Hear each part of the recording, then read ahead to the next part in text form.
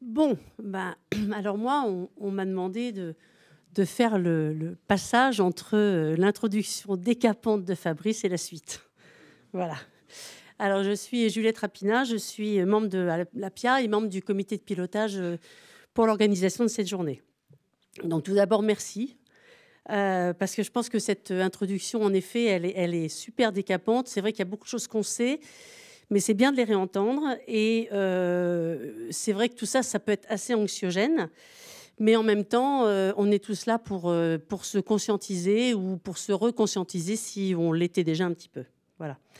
Alors maintenant, on ne pourra pas dire qu'on ne sait pas.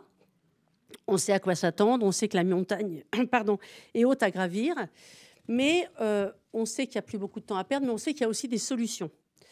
Ces solutions, elles impliquent bien évidemment de nous remettre en cause, de remettre en cause nos modèles d'affaires pour pouvoir nous inscrire dans une approche soutenable, tout en assurant la pérennité de nos entreprises. Voilà.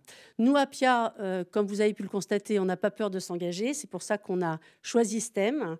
Et c'est la raison d'être de cette journée d'échange, qui vont être, je pense, passionnants et éclairants. Car nous sommes évidemment convaincus qu'il faut accélérer la mise en place de stratégies RSE efficaces et adapter la gouvernance de nos entreprises pour concilier cette fameuse performance et la durabilité.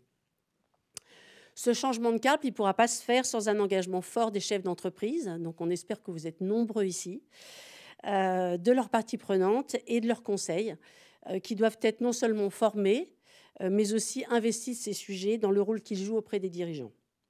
Voilà, c'est aussi la raison pour laquelle BPI France Université, qui nous accueille, a développé un certain nombre de formations en s'associant aux grandes écoles de commerce et de management et à des experts comme l'APIA. Et offre une offre très riche de formation. Donc, pour tous les chefs d'entreprise qui sont là, je vous incite vraiment à vous renseigner. Je crois qu'il y aura quelques informations sur les tables à la pause, sur les formations de BPI France, qu'elles soient payantes, gratuites, en présentiel, en distanciel. Il y en a vraiment toute une palette. Et nous, APIA, on participe aussi à la coproduction d'un certain nombre de webinaires autour du sujet de la gouvernance, bien sûr. Voilà, la sélection des intervenants que vous allez pouvoir écouter dans quelques instants est en adéquation avec tous les sujets que nous voulions voir abordés aujourd'hui. Ils ont tous répondu présent et encore une fois, on les remercie très, très chaleureusement de venir partager leurs expériences.